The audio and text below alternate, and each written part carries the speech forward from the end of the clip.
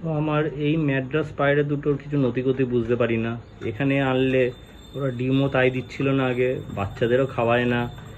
এখনও বাচ্চাদের এনেছি, বাচ্চাদের একটুও খাওয়াচ্ছে না, এইদিকে খালি তাকিয়েই বসে থাকে।